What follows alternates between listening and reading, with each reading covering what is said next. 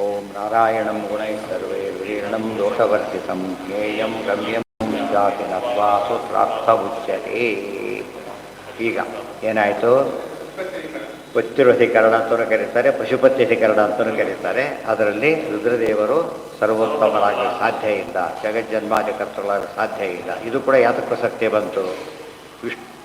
ವಿಷ್ಣು ಮಾಡ್ತಾರೆ ಅಂತ ಹೇಳ್ತಾ ಬಂದಿರಿ ನೀವೀಗ, ಗೊತ್ತಾಯ್ತಾ? ಶಿವ ಮಾಡ್ತಾನೆ ಬೇರೆ ಕಡೆ ಇದೆ ಅಂತ ಕೇಳಿದರೆ ಸರಿಯಲ್ಲ. ಯಾಕೆ? ಅವರಲ್ಲಿ ಸೃಷ್ಟಿ ಮಾಡೋ ಸಾಮರ್ಥ್ಯ ಇಲ್ಲ. ಸೃಷ್ಟಿ ಮಾಡೋ ಸಾಮರ್ಥ್ಯ ಯಾರಿಗಿರೋದು? ಗುಣಪೂರ್ಣ ದೋಷ ದೂರ ಆಗಿರೋದು. ಇವರು ಗುಣಪೂರ್ಣರೂ ಆಗಿಲ್ಲ, ದೋಷ ದೂರರೂ ಆಗಿಲ್ಲ. ಅದರಿಂದಾಗಿಯೇ ಇವರು ಜನ್ಮಾದ್ಯಸ್ಯ ಯತಃ ಎಂಬ ಸೂತ್ರದಿಂದ ಹೇಳಲ್ಪಟ್ಟಂತಹ ಜಗತ್ ಸೃಷ್ಟ್ಯಾದಿ ಕಾರಣರಾಗಲಿಕ್ಕೆ ಸಾಧ್ಯ ಇಲ್ಲ. ಅಣುಭಾಷ್ಯ ವಿಷ್ಣುರೇವ ವಿಜಿಜ್ಞಾಸ್ಯ ಸರ್ವಕರ್ತ ಅಗಮೋದಿತ. ಆಗ ಪದಗಳೆಲ್ಲ ಕ್ಲಿಯರಾಗಿ ಅರ್ಥ ಆಗುತ್ತೆ. ಈ ಭಾಷ್ಯನೇ ಓದಿ ಅಣುಭಾಷ್ಯ ಓದ್ತಾರೆ, ಅವ್ರಿಗೇನು ಅರ್ಥ ಆಗುತ್ತೆ? ಆ ಭಾಷ್ಯ ಓದಿದ್ರೆ ಸಂಗ್ರಹ ಅಂತ ಗೊತ್ತಾಗೋದು ಹಾಗೆ. ಅಣುಭಾಷ್ಯ ಓದ್ತಾರೆ, ಭಾಷ್ಯನೇ ಓದಿಲ್ಲ. ತುಂಬ ಜನ ಮಧ್ವಾಚಾರ್ಯರ ಪೈಕಿ ವಿಮರ್ಶನೆ ಮಾಡಬೇಕಾದ್ರೆ ಮಧ್ವ ಭಾಷ್ಯನ ಏನು ಮಾಡಿದ್ರು ಗೊತ್ತೇನೋ? ರಾಮಾನುಜ ಭಾಷ್ಯ ಓದಿ ಮಾಡಿಬಿಟ್ರು. ಆಮೇಲೆ ಶಂಕರ ಭಾಷ್ಯ ಒಂದೇ ಇರೋದು. ಶಂಕರ ಭಾಷ್ಯ ನಾರಾಯಣದೇವರು ರಾಮಾನುಜಾಚಾರ್ಯ 3 ಬರೆದಿದ್ದಾರೆ. ವೇದಾಂತ ಸಾರ, ವೇದಾಂತ ದೀಪ ಮತ್ತು ಶ್ರೀಭಾಷ್ಯ ಅಂತ 3 ಬರೆದಿದ್ದಾರೆ. ಆಚಾರ್ಯ 4 ಬರೆದಿದ್ದಾರೆ. ಶಂಕರ ಭಾಷ್ಯ ಇರೋದು ಒಂದೇ ಇರೋದು. ಅರ್ಥ ಆಯ್ತಾ? ಅವ್ರು ಶಂಕರ ಭಾಷ್ಯ ಒಂದೇ ಓದಿದರು, ರಾಮಾನುಜ ಭಾಷ್ಯ ಒಂದೇ ಓದಿದರು. ಆದರೆ ಮಧ್ವ ಭಾಷ್ಯ ಒಂದೇ ಅನುವ್ಯಾಖ್ಯಾನ ಓದಲೇ ಇಲ್ಲ ಅವರು. ಆಚಾರ್ಯ 4 ಯಾಕೆ ಬರೆದ್ರು? ಒಂದು ಸೂತ್ರಾರ್ಥ, ಇದು ಅಧಿಕರಣಾರ್ಥ, ಆಮೇಲೆ ಸಂಗ್ರಹ, ನ್ಯಾಯ ವಿವರಣ, ಇಷ್ಟು ಕ್ಲಾಸಿಫೈ ಮಾಡಿಬಿಟ್ಟು ಬರೋದು. ಎಲ್ಲ ಸೇರಿ ಒಂದು ಭಾಷ್ಯ. ಅವ್ರು ಒಂದೇ ನೋಡಿದ್ರಿಂದ ಏನಾಯ್ತು ಅವರಿಗೆ? ಅವ್ರು ಏನು ಹೇಳಿದ್ದಾರೆ ಅಂತ ಕನ್ಫ್ಯೂಸ್ ಮಾಡ್ಕೊಂಡು, ಇದು ದೊಡ್ಡ ಅನಾಹುತ ಆಯಿತು. ಅದು ಆಗಲಿ ಅಂತಲೇ ಆಚಾರ್ಯ ಉದ್ದೇಶ ಇತ್ತು. ಅದು ಪೂರ್ತಿ ಒಂದೇ ಕಡೆ ಓದಿಬಿಟ್ಟೆ ಏನಾಗ್ತದೆ? ಅದನ್ನು ಓದೋರು ಏನು ಮಾಡಿದರು? ಇದು ಬೆಸ್ಟ್ ಫಿಲಾಸಫಿ ಅಂತ ಇದು ಹೇಳಬೇಕಾದ್ರೆ ಓದೋರಿಗೆಲ್ಲೂ ಕನ್ಫ್ಯೂಷನ್ ಬರದಂತೆ ಬರೋದು. ಎಲ್ಲ ಮಿಕ್ಸಪ್ ಮಾಡಿಬಿಟ್ರು. ಮಿಕ್ಸಪ್ ಮಾಡಲಿಲ್ಲ ಆಚಾರ್ಯ. ಯಾಕೆ? ಪರವಿದ್ಯೆ, ದೊಡ್ಡ ವಿದ್ಯೆನ ಆದಷ್ಟು ಸ್ಪಷ್ಟವಾಗಿ ತಿಳಿಸ್ಬೇಕು ಅಂತ ಹಾಗೆ ಮಾಡಿದ್ದೇನೆ, ಗಮನಿಸಲೇ ಇಲ್ಲ. ಭಾಷ್ಯ ಹೆಸರು ನೋಡಿದರು, ಅದೊಂದು ಓದ್ಬಿಟ್ರು. ಅವ್ರು ಭಾಷ್ಯ ಹೆಸರು ಒಂದೇ ಬರೆದಿದ್ದರಿಂದ ಅದನ್ನು ಇವರಿಗೆ ಅಪ್ಲೈ ಮಾಡಿಕೊಂಡ್ರು. ಅನುವ್ಯಾಖ್ಯಾನನೂ ಭಾಷ್ಯದ ವಿಸ್ತಾರ ಅವರೇ ಹೇಳಿದ್ದಾರೆ. ಸ್ವಯಂಕೃತಾಪಿ ತತ್ವ್ಯಾಖ್ಯಾ ಕ್ರಿಯತೆ ಸ್ಪಷ್ಟತಾರ್ಥತ. ಅಣುಭಾಷೆ ಸಂಗ್ರಹವಾಗಿ ಅದು ಬೇಕಾಯಿತು. ನ್ಯಾಯವಿವರಣ, ನ್ಯಾಯದ ಭಾಗ ಮಾತ್ರ ಹೇಳ್ತಾ ಹೊರಟು. ಹಾಗೆ ಪೂರ್ತಿ ಅರ್ಥ ಆಗಲಿ ಭಾರಿ ಸುಲಭ ಆಯಿತು. ತಾತ್ಪರ್ಯ ಭಾಗವತನೂ ಬಿಟ್ಟು ಅದು ತಾತ್ಪರ್ಯನೂ ಬಿಟ್ಟರು. ಹೀಗಾಗಿ ಅವ್ರು ಏನಾಗ್ತಾವಂತ ಆಚಾರ್ಯ ಕಾಂಟ್ರಿಬ್ಯೂಷನ್ ಅವ್ರು ರೀಚ್ ಆಗಲೇ ಇಲ್ಲ. ರೀಚ್ ಆದಮೇಲೆ ಗೊತ್ತಾಗುತ್ತೆ ಎಷ್ಟು ಜಾಸ್ತಿ ಬರ್ತಿದ್ದಾರೆ ಇವರು ಅಂತ ಗೊತ್ತಾಗುತ್ತೆ. ಶಕ್ತಿ ಪಕ್ಷಂ ಸೂದು, ಶಕ್ತಿ ಪಕ್ಷಂ ಅಂದರು ಒಂದೇ, ಶಾಕ್ತ ಮತ ಅಂದರು ಒಂದೇ. ಶಾಕ್ತ ಮತವನ್ನು ನಿರಾಕರಣೆ ಮಾಡ್ತಾ ಇದ್ದಾರೆ. ಓಂ ಉತ್ಪತ್ತಿ ಅಸಂಭವಾತ್ ಓಂ. ಉತ್ಪತ್ತಿ ಅಸಂಭವ ಅಂದ್ರೇನು? ಬರೀ ಸ್ತ್ರೀಯಿಂದ ಸೃಷ್ಟಿ ಆಗೋದಿಲ್ಲ, ಕೇವಲ ಸ್ತ್ರೀಯಿಂದ ಸೃಷ್ಟಿ ಆಗೋದಿಲ್ಲ. ನಹಿ ಪುರುಷ ಅನನುಗೃಹೀತ ಸ್ತ್ರೀಭ್ಯ ಉತ್ಪತ್ತಿರ ದೃಶ್ಯತೆ. Very important. ಪುರುಷನ ಅನುಗ್ರಹವಿಲ್ಲದೆ ಇರತಕ್ಕಂಥ ಸ್ತ್ರೀಯರಿಂದ ಎಂದೂ ಸೃಷ್ಟಿ ಆಗೋದಿಲ್ಲ. ಬರೀ ಪುರುಷನಿಂದ ಸೃಷ್ಟಿಯಾಗಿದೆ. ದ್ರೋಣಾಚಾರ್ಯ ಹುಟ್ಟಿದ್ದು ಬರೀ ತಾಯಿ ಇಲ್ಲ ಹುಟ್ಟಿದ್ರು. ಅದು ಇವರಿಗೆ ಮಾತ್ರ ಬರೀ ಸ್ತ್ರೀಯಿಂದ ಸೃಷ್ಟಿಯಾಗಿ ಸಾಧ್ಯ ಇಲ್ಲ ಅಂತ ಹೇಳ್ತಾರೆ. ವೆರಿ ಇಂಟ್ರೆಸ್ಟಿಂಗ್ ಇದು. ನಹಿ ಪುರುಷ ಅನನುಗೃಹೀತ ಸ್ತ್ರೀ. ಅದಕ್ಕೆ ಅಂಬಾನಿ ಸೂಕ್ತದಲ್ಲಿ ಏನು ಬಂತು? ನಾನು ಹಾಗೆ ಮಾಡ್ತೇನೆ ಮಾಡಿ ಹೇಳ್ಕೊಂಡ್ಬಿಟ್ರು. ಹೇಳಿ ನಾನೇ ಮಾಡ್ತೇನಿಲ್ಲ. ಮಮ್ಮಿ ಓನಿ ರಪ್ಸು ಅಂತಃ ಸಮುದ್ರೆ, ನಮ್ಮ ಕಾರಣ ಪುರುಷ ಅಲ್ಲಿದ್ದಾನೆ ಅಂತ ಹೇಳಿದ್ರಿಂದ ಏನಾಯಿತು? ಸ್ತ್ರೀಯಿಂದ ಸೃಷ್ಟಿ ಅಂತ ಆಗಲಿಲ್ಲ. ಬರೀ ಅಷ್ಟೇ ಓದ್ಬಿಟ್ರೆ ಏನಾಗ್ತಿತ್ತು? ಮಹಾಲಕ್ಷ್ಮಿ ಸೃಷ್ಟಿ ಮಾಡಿಲ್ವಾ? ಶಾಕ್ತ ಮತ ಬಂತಲ್ಲ, ಮುಂದೆ ಉತ್ತರ ಇದೆ.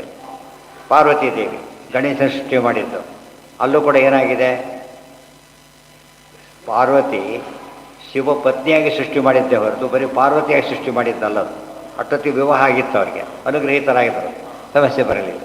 ಬರೀ ಸ್ತ್ರೀ ಸೃಷ್ಟಿ ಮಾಡಿದ ಪ್ರಸಂಗ ಎಲ್ಲೂ ಬರೋದೇ ಇಲ್ಲ ಅಂತ ಹೇಳ್ತಾರೆ. ಭಾಳ ಮುಖ್ಯವಾದ ಅಂಶ ಇದು. ಇದ್ರ ಉಳಿದವ್ರಿಗೆ ಅರ್ಥ ಮಾಡಿಕೊಡೋದೆ ಅಧಿಕಾರದಲ್ಲಿ ಬೇರೆ ಮಾಡಿಬಿಟ್ರೆ ಅರ್ಥನೇ. ಇದು ಪಂಚರಾತ್ರ ನಿರಾಕರಣೆ ಅಂತ ಅವರು ಪ್ರಾಮಾಣ್ಯ ಸಮರ್ಥನೆ ಜೀವರು ಬರದೇ ಹೊರತು ಮೇನ್ ಕಾಂಟೆಂಟೇ ಮಿಸ್ ಆಯಿತು.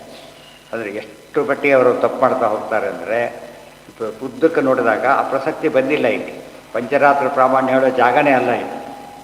ಸಮಯಪಾದ ಇದು. ಸಮಯಪಾದದಲ್ಲಿ ಏನು ಹೇಳಬೇಕು? ಅವರೀಗ ಸಮಯ ವಿಮರ್ಶೆ ಮಾಡಬೇಕೇ ಹೊರತು ಆ ವಿಮರ್ಶೆ ಮಾಡಬಾರ್ದು.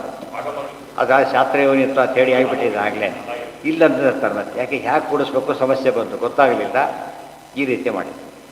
ಆದ್ದರಿಂದ ಹೆಡ್ಡಿಂಗೇ ವಿರುದ್ಧ. ಸಮಯಪಾದ ಹೆಡ್ಡಿಂಗ್ ಮ್ಯಾಚ್ ಆಗೋದೇ ಅಲ್ಲ ಬರ್ತಿ. ಅದಕ್ಕೆ ಅವ್ರ ಕಂಡು ಬೇರೆಯವ್ರು ಬರೀಬೇಕಾದ್ರೆ ಅವರು ಅನುವ್ಯಾಖ್ಯಾನ ಎಲ್ಲ ಓದಿಲ್ಲ, ಸುಮ್ಮನೆ ಓದ್ತಾ ಹೋಗ್ತಾರೆ. ಬರಬಿಟ್ಟು Madhva seems to be correct ಅಂತ ಬರೀತಾರೆ. ಲಾಚಾರ ಕರೆಕ್ಟ್ ಆಗಿದೆ ಅಂತ ಹೇಳ್ತಾರೆ.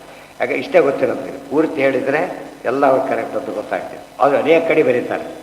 VS ಘಾಟೆ ಮೊದಲಾದವರು ಇದ್ದಾರೆ, ಅವರೆಲ್ಲ ಸಂಕ್ಷೇಪ ಸೂತ್ರಾರ್ಥ ಬರೀಲಕ್ಕೆ ಹೊರಟುಬಿಟ್ಟು ವೈದ್ಯನ ಏನೇ ಸಿಕ್ಕದಾಗ ಬರೋದು, ಕೆಲವರು ಸರಿ ಹೊಂದೋದಿಲ್ಲ, ಕೆಲವು ಇವರು ಸರಿ ಇದೆ, ಇಲ್ಲಿ ಮಧ್ವಾಚಾರ ಸರಿ ಇದೆ ಅಂತ ಬರೀತಾರೆ.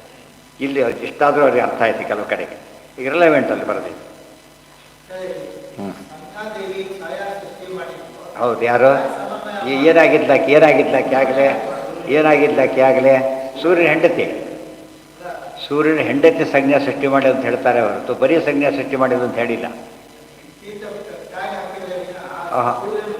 ಅಲ್ಲ ಹಾಗೆ ಸೂರ್ಯನ ಪತ್ನಿ ಆಗಿದ್ದಕ್ಕೆ ಬಂದ ಸಾಮರ್ಥ್ಯ ಅದು. ಅರ್ಥ ಆಯ್ತಾ? ಸೂರ್ಯನ ಪತ್ನಿ ಆಗಿಬಿಟ್ಟು ಸೂರ್ಯನ ಪ್ರಕಾಶ ತಡಿಲಕ್ಕಾಗದೇನೆ ಅದಕ್ಕೋಸ್ಕರ ಯೋಚನೆ ಮಾಡಿದ್ದು. ಆದ್ದರಿಂದ ಕೆಪಾಸಿಟಿ ಎಲ್ಲಿಂದ ಬಂತೀಗ? ಅಪಾಯಿಂಟ್ ಆಗಿಬಿಟ್ಟಿದ್ದಾರೆ ಈಗಾಗಲೇ. ಅರ್ಥ ಆಯ್ತಾ? ಈಗ ನೀವು ಹೇಳ್ತೀರ ಅಪಾಯಿಂಟ್ ಆಗಿದ್ದ ಮುಂಚೆ ಮಾಡಿದರೆ ಅದನ್ನು ಹೇಳಬೇಕು.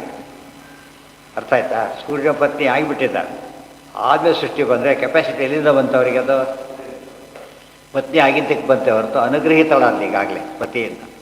ಇವರು ಹೇಳಿಲ್ಲ ಈಗ ನೋಡಿರಿ, ಅವನ ಆರ್ಡರ್ ಕೊಟ್ಟು ಈಗ ಕೊಡೋದಿಲ್ಲ, ಅಪಾಯಿಂಟ್ಮೆಂಟ್ ಆಗಿದ್ದಾನೆ ಈಗಾಗಲೇ. ಇಲ್ಲ, ಈಗಿಲ್ಲ ಅಷ್ಟೇ. ಅನುಗ್ರಹಿತ ಶಬ್ದಕ್ಕೆ ಅರ್ಥ ಪುರುಷನ ಅನುಗ್ರಹದ ಇಲ್ಲ. ಅನುಗ್ರಹ ಅಂದರೆ ಏನಾಗಬಹುದು? ಪತ್ನಿತ್ವ, ಆಮೇಲೆ ಅನುಗ್ರಹ, ಒಪ್ಪಿಗೆ, ಇವೇನಾದರೂ ಕೂಡ ಓಕೆ. ಆದರೆ ಪುರುಷ ಹಾಗೆ ಮಾಡಬಹುದು. ದೃಷ್ಟಾಂತ ಇದೆ, ಸ್ತ್ರೀಗೆ ದೃಷ್ಟಾಂತ ಇಲ್ಲ ಅಂತ. ವಿವಾಹ ಬೇರೆ ಸ್ತ್ರೀ, ಅದೇ ಅದು ಸಾಧ್ಯ ಇಲ್ಲ ಅಂತ. ವಿವಾಹ ಅಂತ ಅರ್ಥ ಏನಿದೆ? ಅನುಗ್ರಹೀತ ಅಂತ ತಾತ್ಪರ್ಯ ಕೊಟ್ಟೆ. ಅಪಾಯಿಂಟ್ ಆಗದೆ ಇರೋರು ಆರ್ಡ್ರ್ ಕೊಡೋಕ್ಕೆ ಬರೋದಿಲ್ಲ. ಅಪಾಯಿಂಟ್ ಆದುಬಿಟ್ಟ ನೋಡಿ, ಇವನು ಕೊಟ್ಟ ಅಂತೀರಿ, ಅಪಾಯಿಂಟ್ ಆದಮೇಲೆ ಕೊಟ್ಟ, ಅಪಾಯಿಂಟ್ ಮಾಡೋದು ಬೇರೆ ಇದ್ದಾನೀಗ. ಅರ್ಥ ಆಯ್ತಾ? ಈಗ ಇವನು ನೋಡೋದಕ್ಕೆ ಅನ್ನಿಸಿತ್ತು, ಮೊದಲು ಹೇಳಿದ ಕೊಡೋದಕ್ಕಾಗೋದಿಲ್ಲ ಅಂತ, ಆಮೇಲೆ ಕೊಟ್ಟ. ನಿನ್ನ ನೋಡಿದ್ರೆ ಆಗಲ್ಲ ಅಂದರೆ ಇವತ್ತು ಕೊಟ್ಬಿಟ್ರಲ್ಲ ಅಂತ ಕೇಳಿದರೆ, ನಿನ್ನೆ ಆಗಿರಲಿಲ್ಲ, ಇವತ್ತಾಗಿದ್ದೇನೆ ಕೊಡೋಕ್ಕೆ ಬರುತ್ತೆ ಅಂತ ಹೇಳ್ತಾರೆ. ಅರ್ಥ ಆಯ್ತಾ? ಇಲ್ಲಿ ಯಾವ ದೃಷ್ಟಿ ಹೇಳಬೇಕು? ಇವರು ಯಾರು ವಿವಾಹಿತವಾಗದೇ ಇರತಕ್ಕಂಥ ಸ್ತ್ರೀ, ಪುರುಷನ ಸಹವಾಸನೇ ಇಲ್ಲ, ಅಂಥವಳಿಂದ ಸೃಷ್ಟಿಯಾದ ಕೇಸ್ ಇದೆಯಾ ಅಂದರೆ ಇಲ್ಲ ಅಂತ ಹೇಳಿ. ಮಹಾಭಾರತ ಸುಮ್ಮನೆ ನೋಡಿದರೂ ಕೂಡ ದ್ರೋಣಾದಿಗಳ ಉತ್ಪತ್ತಿ ಕಾಲಕ್ಕೆ ಬರೀ ಪುರುಷರಿಂದ ಸೃಷ್ಟಿಯಾಗಿದ್ದರೆ ಹೇಳಿದ್ದಾರೆ ಹೊರತು ಯಾವ್ದು ಹೇಳಿಲ್ಲ. ಇದ್ರ ಬಗ್ಗೆ ಇನ್ನೂ ಮುಂದೆ ಹೇಳ್ತಾರೆ. ಸಾಧನಾಧ್ಯಾಯ ಪ್ರಶ್ನೆ ಬಂದಾಗ ಇನ್ನೂ ಸ್ವಲ್ಪ ಹೇಳ್ತಾರೆ. ದೃಷ್ಟಿ ಅಂತ ಕೊಡ್ತಾರೆ, ಆ ಸೃಷ್ಟಿ ಹೇಗೆ ಆಗುತ್ತೆ ಅಂತ ಹೇಳ್ಬೇಕಾದ್ರೆ ಡೀಟೇಲ್ಸ್ ಕೊಡ್ತಾರೆ. ಸಾಧನ ಮೊದಲನೇ ವೈರಾಗ್ಯ ಪಾದ ಹೇಳ್ಬೇಕಾದ್ರೆ ಅದು ಬರುತ್ತೆ.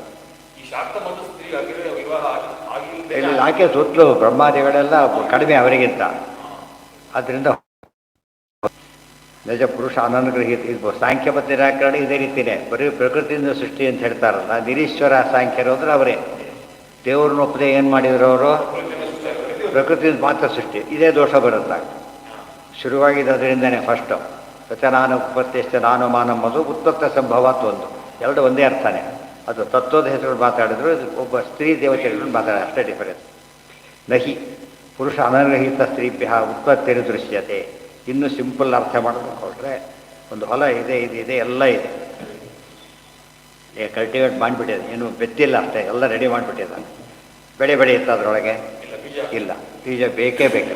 ಗೊತ್ತಾಯ್ತು? ಇದು ಬೆಳೆಯೋಕ್ಕೆ ಸಾಧ್ಯ ಇಲ್ಲ. ಇದು ಅರ್ಥ ಮಾಡ್ಕೊಂಡ್ಬಿಟ್ರೆ ಬರೀ ನೆಲದಿಂದ ಸೃಷ್ಟಿ ಆಗುತ್ತೆ ಅಂತ ಹೇಳೋದಾದರೆ ಏನು ಮಾಡಬೇಕಾಗಿತ್ತು?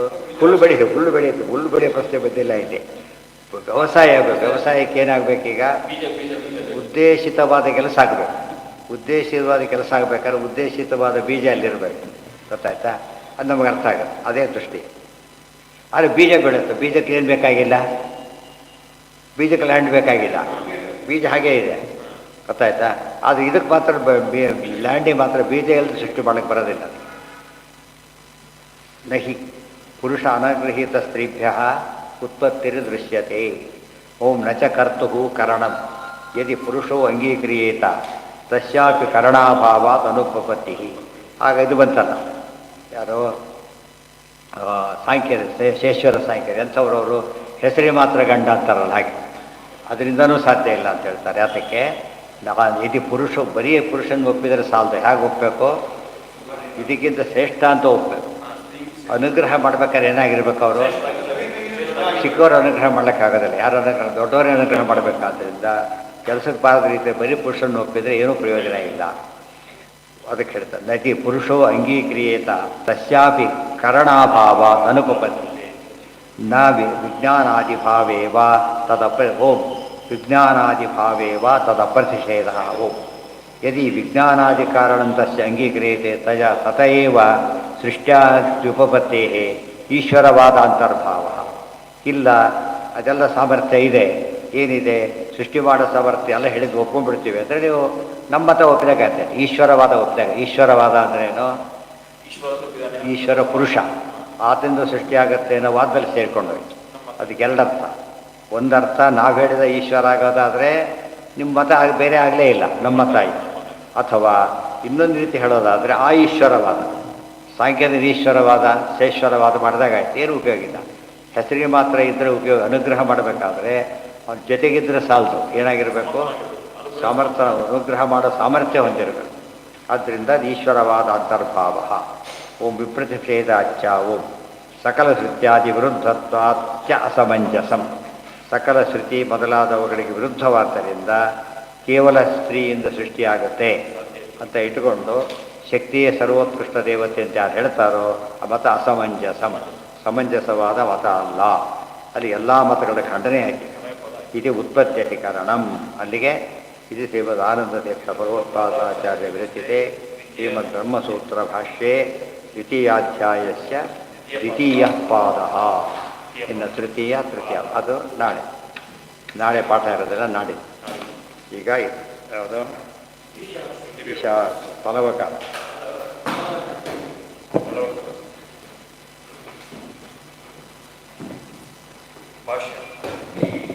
ಭಾಷ್ಯ ಆಗಿದೆ.